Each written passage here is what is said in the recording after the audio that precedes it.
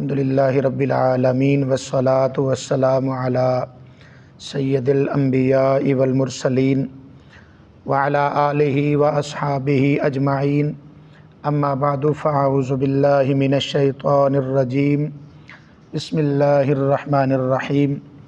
سامعین و ناظرین، آج کی اس نشست میں یہ مسئلہ ہم بیان کرنے جا رہے ہیں کہ سیاہ لباس پہننا کیسا ہے۔ تو سیاہ لباس کے متعلق یہ بات ذہن نشین رہے کہ ہمارا اہل سنت و جماعت کا اس کے بارے میں جو موقف اور نظریہ ہے وہ یہ ہے کہ سیاہ لباس فی نفس ہی پہننا جائز ہے۔ جس طرح باقی رنگ پہننے جائز ہیں، اسی طرح سیاہ لباس پہننا بھی جائز ہیں۔ ہاں، کچھ مخصوص دنوں میں کسی مخصوص طبقے کی مشابہت کے لیے اگر کوئی شخص سیاہ لباس پہنتا ہے تو اس کے متعلق حدیث پاک میں بڑی سخت وعید آئی ہے کہ کسی قوم کی مشابہت اختیار کرنا یہ کتنا برا ہے۔ جامع ترمذی شریف میں حدیث پاک ہے جس کو روایت کرنے والے جناب حضرت عبداللہ بن عمرو بن عاص رضی اللہ تعالی عنہ ہیں۔ آپ فرماتے ہیں میرے آقا کریم صلی اللہ تعالی علیہ وسلم نے ارشاد فرمایا، لیس منا من تشبہ بغیرنا، فرمایا وہ شخص ہم میں سے نہیں جس نے غیروں کی مشابہت اختیار کی۔ لا تشبہوا بالیہود ولا بالنصارى، میرے آقا کریم صلی اللہ علیہ وسلم نے فرمایا نہ تو یہودیوں کے ساتھ مشابہت اختیار کرو اور نہ ہی عیسائیوں کے ساتھ مشابہت اختیار کرو۔ اسی طرح ابو داؤد شریف میں صحیح حدیث ہے جس کو روایت کرنے والے جناب حضرت عبداللہ بن عمر رضی اللہ تعالی عنہما ہیں۔ آپ فرماتے ہیں میرے آقا کریم صلی اللہ تعالی علیہ وسلم نے ارشاد فرمایا، من تشبہ بقوم فہو منہم، جس شخص نے کسی قوم کے ساتھ مشابہت اختیار کی تو وہ انہی میں سے ہے۔ تو اس ممانت کی وجہ سے، یعنی مشابہت والی ممانت کی وجہ سے ہم کہتے ہیں کہ مخصوص دنوں میں چونکہ مخصوص طبقے کے ساتھ مشابہت پائی جاتی ہے تو اس لیے ان دنوں میں سیاہ لباس سے بچنا چاہیے۔ باقی دنوں میں آپ بلا جھجک پہن سکتے ہیں، کوئی ممانت نہیں ہے۔ جبکہ دوسرے حضرات جو اس پر زیادہ زور دیتے ہیں، جو غم کی وجہ سے پہنتے ہیں، سوگ مناتے ہیں، حالانکہ ان کے کتب میں بھی یہ بات موجود ہے کہ سوگ صرف 3 دن ہوتا ہے، اس سے زیادہ نہیں۔ تو ان کے علماء اور ان کی کتب اس کے بارے میں کیا کہتی ہیں وہ آپ سماعت کیجئے۔ سب سے پہلا حوالہ اس مسئلہ کے متعلق میں یہ عرض کرنا چاہ رہا ہوں، یہ ان حضرات کی کتاب، بڑی معتبر کتاب تفسیر قمی، قرآن پاک کی عربی میں تفسیر ہے۔ لکھنے والے ان کے عالم ابو الحسن علی بن ابراہیم قمی ہیں۔ یہ ایران کا چھاپا ہے میرے پاس، اس کا صفحہ نمبر 699 ہے۔ حضرت عبد المطلب رضی اللہ تعالی عنہ کی پوتی ام حکیم بنت حارث بن عبد المطلب، یہ ام حکیم اس حدیث پاک کی راویہ ہیں۔ قرآن پاک کی آیت مبارکہ جو ہے یا ایھا النبی اذا جاءک المؤمنات یبایعنک علی الا یشرکن باللہ شیئا، اس آیت مبارکہ کی سورہ ممتحنہ کی اس آیت مبارکہ کی تفسیر کرتے ہوئے شیعہ عالم جو ہیں ابو الحسن علی بن ابراہیم قمی، وہ کہتے ہیں کہ ام حکیم بنت حارث بن عبد المطلب اس حدیث پاک کی راویہ ہیں۔ فرماتی ہیں آقا کریم صلی اللہ تعالی علیہ وسلم نے ارشاد فرمایا، بلکہ آپ سے پوچھا گیا کہ یا رسول اللہ صلی اللہ علیہ وسلم یہ کون سی چیزیں ہیں جن کے بارے میں ہمیں یہ کہا گیا ہے کہ ان سے بچیں؟ اور آقا کریم صلی اللہ علیہ وسلم جب مومن عورتوں کو بیعت فرماتے تو ان شرطوں پر آپ بیعت فرماتے تھے۔ وہ کون سی شرطیں ہیں؟ فرمایا اپنے چہرے نہ نوچنا، اپنے چہرے پہ تمانچے نہ مارنا، اپنے بال نہ کھولنا اور اپنا گریبان نہ پھاڑنا، اور ان میں سے ایک شرط یہ بھی ہے وَلَا تَسَوَّدَنَّ ثَوْبًا، کہ اپنے کپڑے سیاہ نہ کرنا، یعنی سیاہ کپڑے نہ پہننا۔ یہ ان شرائط میں سے ایک شرط آقا کریم صلی اللہ علیہ وسلم رکھتے تھے، پھر عورتوں کو آپ اپنے دست مبارک پر بیعت فرماتے تھے۔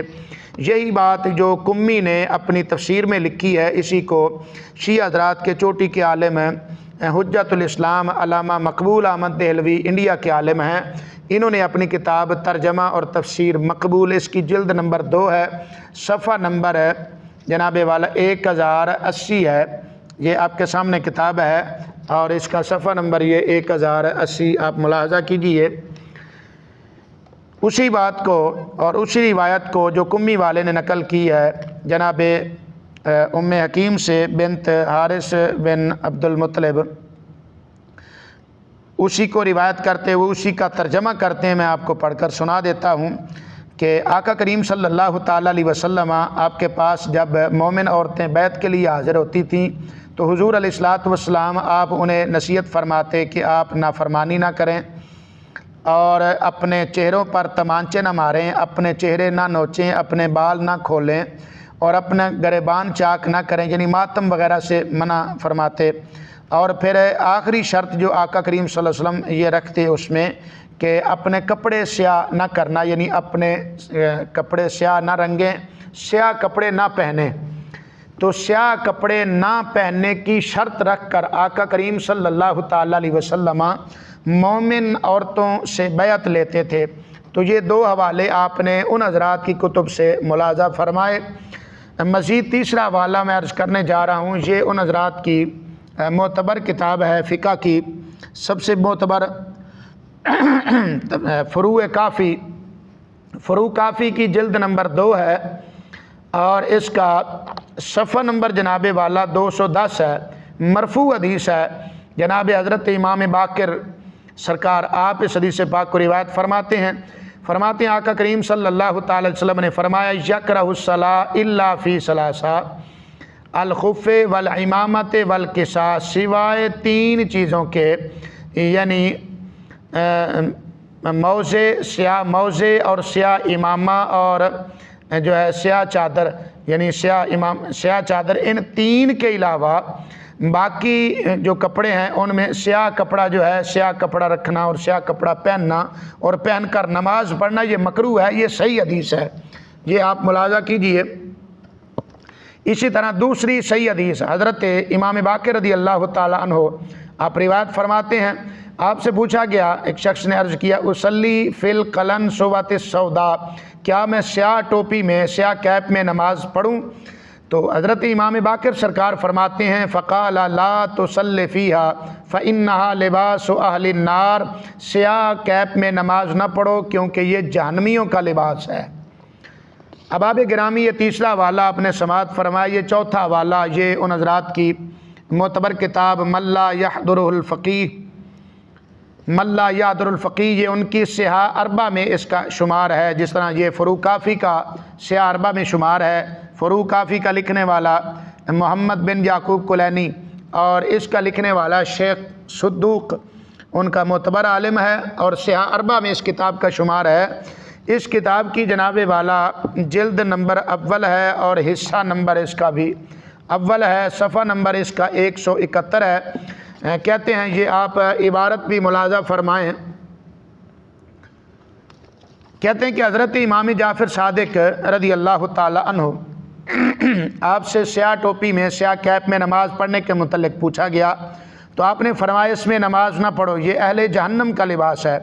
اور امیر المومنین حضرت مولا علی مرتضیٰ شیر خدا رضی اللہ تعالیٰ عنہ جن باتوں کی اپنے اصحاب کو ہدایت کرتے تھے انہیں یہ بھی فرمایا کرتے تھے کہ سیاہ لباس نہ پہنا کرو کہ یہ فرعون کا لباس ہے۔ اور تیسری روایت نقل کرتے ہیں کہ رسول اللہ صلی اللہ تعالیٰ علیہ وسلم نے امامہ شریف، موزہ اور چادر، ان 3 کے علاوہ دیگر تمام سیاہ لباسوں کو مکروہ اور ناپسندیدہ سمجھتے تھے۔ یہ 4 حوالے ہو گئے۔ 5واں حوالہ سماعت کیجئے، جاہلیت المتقین شیعہ حضرات کا چوٹی کا عالم ملا باقر مجلسی، جس کی وفات 1111 ہجری میں ہوئی ہے، اس کی یہ کتاب فارسی زبان میں حضرت امام جعفر صادق سے روایت لے کر آتے ہیں۔ کہتے ہیں کہ آپ نے فرمایا پوشیدن جامع سیاہ کراہت شدید دارت در ہمہ حال مگر در امامہ و عبا و موزہ و اگر امامہ و عبا ہم سیاہ نباشد بے ترست۔ کہتے ہیں کہ سیاہ لباس پہننا یہ شدید مکروہ ہے، ہر حال میں سوائے امامہ اور عبا اور موضع کے، اگر امامہ اور عبا بھی سیاہ نہ ہوں تو کہتے ہیں زیادہ بہتر ہے۔ اسی طرح آگے اس حلیۃ المتقین کا صفحہ نمبر 8 ہے، کہتے ہیں بسند معتبر، یعنی معتبر سند کے ساتھ یہ بات ثابت ہے، بسند معتبر از حضرت امیر المومنین منقول است کہ شخص سے از حضرت صادق علیہ السلام پرسید کہ در کلاه سیاه نماز بکنم، فرمود کہ درا نماز مکن کہ لباس اہل جہنم است، و از حضرت رسول خدا منقول است کہ مکروہ است سیاہ مگر در سے چیز در موضع و امامہ و عبا۔ ترجمہ سماعت کیجئے، کہتے ہیں کہ حضرت امیر المومنین سے سند معتبر کے ساتھ منقول ہے کہ ایک شخص نے حضرت امام جعفر صادق رضی اللہ تعالیٰ عنہ آپ سے پوچھا کیا میں سیاہ کیپ میں سیاہ ٹوپی میں نماز ادا کروں؟ فرمایا سیاہ ٹوپی میں سیاہ کیپ میں نماز ادا نہ کر، کیونکہ یہ جہنمیوں کا لباس ہے۔ اور دوسری روایت کہتے ہیں رسول خدا صلی اللہ تعالیٰ علیہ وسلم سے منقول ہے، آپ نے فرمایا کہ سوائے امامہ اور موضع اور عبا کے باقی تمام لباس جو ہیں ان میں سیاہ لباس مکروہ ہے۔ احباب گرامی، آپ نے یہ پانچواں والا سماعت فرمایا، یہ چھٹا والا سماعت کیجئے۔ یہ تہذیب الاسلام، یہ حلیۃ المتقین کا ترجمہ ان کے مقبول احمد دہلوی، جن کا ترجمہ قرآن تفسیر میں نے پہلے ان کا ایک حوالہ پیش کیا، انڈیا کے عالم ہیں، انہوں نے تہذیب الاسلام نامی کتاب حلیۃ المتقین کا اردو میں ترجمہ کیا ہے۔ اس کتاب کا صفحہ نمبر 20 ہے، 3 روایات اس بارے میں لے کر آئے ہیں۔ کہتے ہیں بسند معتبر، پہلی روایت بسند معتبر جناب امیر المومنین علیہ السلام سے منقول ہے کہ سیاہ کپڑے نہ پہنو کہ وہ فرعون کا لباس ہے۔ دوسری معتبر حدیث میں منقول ہے کہ کسی شخص نے حضرت صادق علیہ السلام سے دریافت کیا کہ میں کالی ٹوپی یعنی کالی کیپ پہن کر نماز پڑھوں؟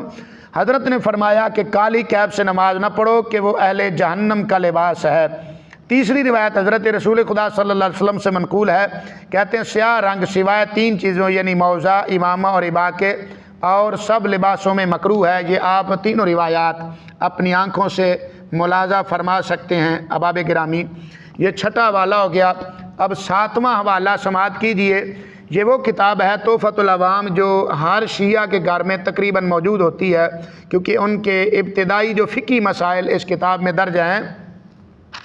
اس کتاب کو بھی سماعت کیجئے۔ ان کو ان حضرات نے ترتیب دیا ہے، یہ ان کے علماء کے نام لکھے ہوئے ہیں جنہوں نے اس تحفۃ العوام کتاب کو ترتیب دیا ہے۔ آیت اللہ العظمی آقا محسن حکیم طباطبائی، آیت اللہ العظمی الحاج روح اللہ موسوی خمینی مجتہد اعظم، آیت اللہ العظمی آقا الحاج ابو القاسم الخوئی۔ اسی طرح اس کی تصدیق کرنے والے سید العلماء علامہ علی نقی، اسی طرح سید محمد جعفر صاحب شہید سابق پیش نماز شیعہ جامع مسجد اسلام پورہ لاہور، اسی طرح عالی جناب سید منظور حسین صاحب قبلہ نقوی۔ یہ ان حضرات نے ان کتاب کی تصدیق اور تائید کی ہے، ان کے بھی نام لکھے ہیں، اور جنہوں نے اس کتاب کو، جن کے فتاوی جات اس میں جمع ہیں، جن کے فقہی مسائل اس میں جمع، ان سب کے نام لکھے ہوئے ہیں۔ اور یہ سر فہرست آپ نے ملاحظہ فرمایا کہ شیعہ حضرات کا کلمہ بھی اوپر لکھا ہوا ہے۔ یہ انہی حضرات کی، تاکہ کوئی یہ نہ کہے کہ یہ تو تم نے اپنی کتاب پیش کر دی، یہ اہل تشیع کی کتاب ہے، شیعہ حضرات کی معتبر کتاب ہے تحفۃ العوام۔ اس کتاب کا حضرت والا صفحہ نمبر ہے 299، صفحہ نمبر 299 پہ لکھتے ہیں کہ سوائے امامہ اور عبا اور موضع کے سیاہ کپڑے پہننا مکروہ ہے۔ یہ آپ اپنی آنکھوں سے ملاحظہ فرما سکتے ہیں۔ تو احباب گرامی، یہ 7 کتب کے میں نے حوالہ جات پیش کیے، اور اکثر کتب سے میں نے 2 3 روایات پیش کی ہیں، اور بالخصوص میں نے ان کی قرآن پاک کی جو تفسیر ہے، تفسیر قمی اور ترجمہ اور تفسیر مقبول احمد دہلوی، وہ پیش کیا، اور فروق کافی سے میں نے صحیح روایات پیش کی ہیں۔ اگر کسی کو پھر بھی یقین نہ آئے تو آپ ان خود کتابوں کو لیں اور کتابوں کو ملاحظہ کریں۔ اگر روایات صحیح نہ ہوں تو پھر بے شک انکار کر دیجئے گا، اور اگر روایت صحیح ہوں تو پھر تھوڑا سا نہیں بہت سارا غور کیجئے گا۔ اللہ تعالی ہم سب کو سمجھنے کی، عمل کی توفیق عطا فرمائے۔ آمین۔ وآخر دعوانا ان الحمدللہ رب العالمین۔